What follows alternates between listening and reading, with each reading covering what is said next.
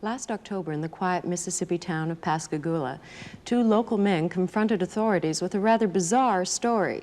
Charles Hickson and Calvin Parker told of a strange craft landing near their fishing site and of being taken aboard by three unearthly creatures.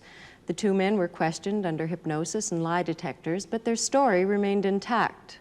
One of the men suffered a nervous breakdown and is still under treatment. Among the skeptics were Ralph and Judy Blum, already at work on a UFO book.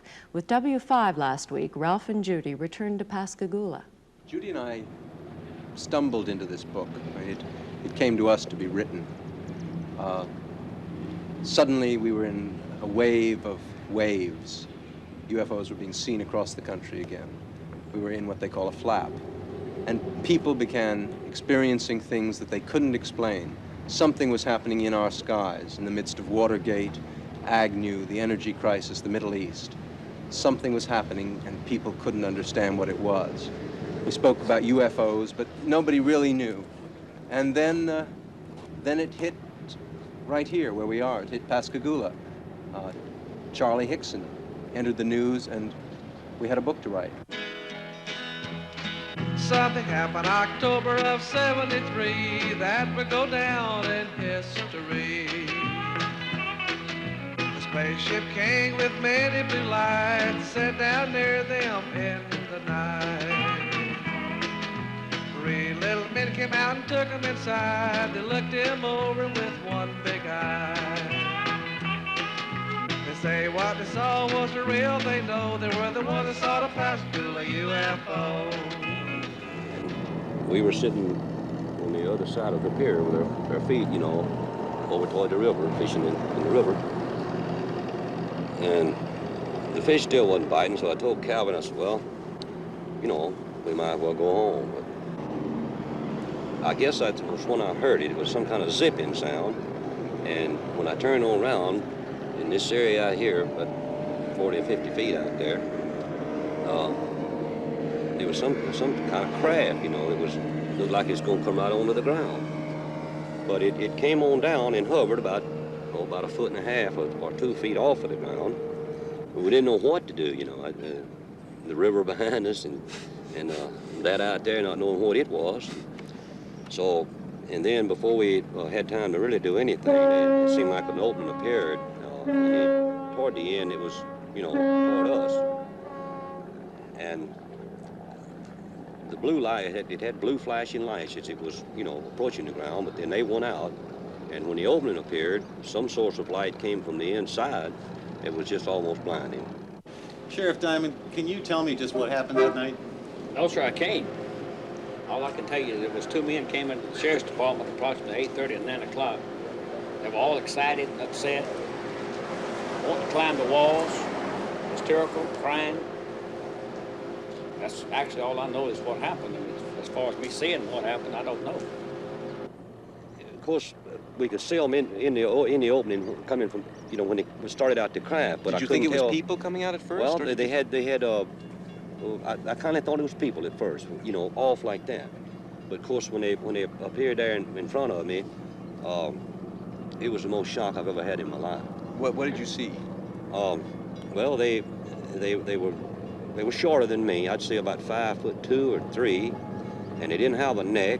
Their head, it seemed to come directly to their shoulders, and they had something it came out to a point about where a nose would be, and on each side the ears. And I believe that they looked like they were a little longer on the ears than the nose. But still pointed the ears. They were still pointing, yes.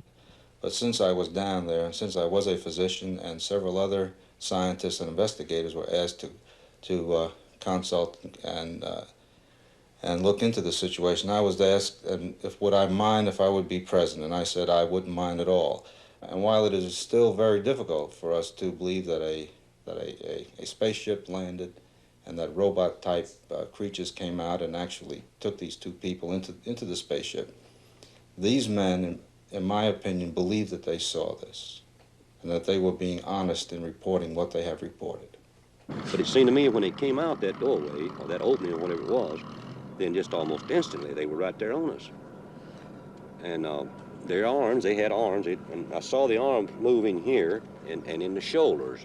but they had weld. I mean, their fingers were webbed, and then they had something like a thumb, and they were like this. We questioned them at length, and then we left the room and recorded every all the conversation they had. Recorded between the two of them. And one of them kept wanting to pray. And he said, after all I went through on this earth, he said, why should I have to see something like this? Calvin Parker, I was questioning him, and at one time he wanted to climb the wall. That's how nervous and how shook up he was.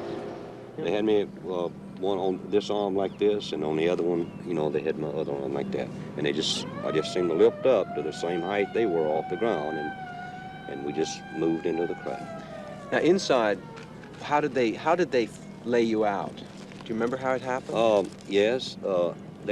I didn't see any tables or chairs or anything in there. I'm not saying it wasn't in there because the light was almost blinding, but I didn't see any. And when they carried me inside, they seemed to just lean me back, you know. And this eye, well, I keep referring to it as an eye, and it moved up to in front of me about this close. And it started right at my eyes, looking me right in the eye.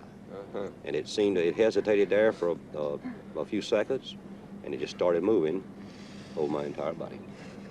When they brought me from the craft along this area here, and they didn't drop me, you know, they just released me back to the ground. And I fell. I don't know why my legs were weak. I don't know why it was the fright or what it was, but I fell onto the ground.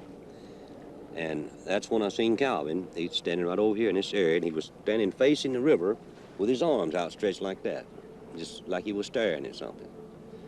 Tell me about the lie detector test. Well, so that was run by Pilkington. Was it Pilkington? Pennington. Pennington. That they run this type of test about 6 times a day. And when they were asked to come over here to talk to these people, they had in their mind that it was just a big joke. And if I understand it correctly, they ran one test on Mr. Hickson. The machine showed that he was telling the truth. Then they run another one. And then the examiner, he began to wonder himself. So he ran the third test, and he believed just what Mr. Hickson had told him. Mr. Booth, tell me what happened that night in October. Well, I got up and had turned off the TV and come to the front door, which you can see right behind me. Just as usual, checking to see if it was locked. So I looked out the window at the top, and naturally I saw this object above the street light out there. So naturally it caught my eye with the lights was on. It couldn't hear any racket or anything. So I opened the door after a few seconds to step out to see if I could really tell what it was. It just took off. Can you describe it? Well, it was round, had lights all the way around it, turning in a counter-clockwise motion. It had a dome on top with a bright light shining out through the top of it. To tell the actual figure of it or anything, you couldn't tell. You could just see the lights and the one on top. When it happened to Charlie, the creatures, whatever they were, didn't communicate with him. Now, it's enough to say you saw a UFO to give you trouble these days in some towns. To be taken aboard is just a suspect idea. But somehow, if the creatures don't give you a message, you're just a touch less incredible. And Charlie says what he said and what we wrote about in the book.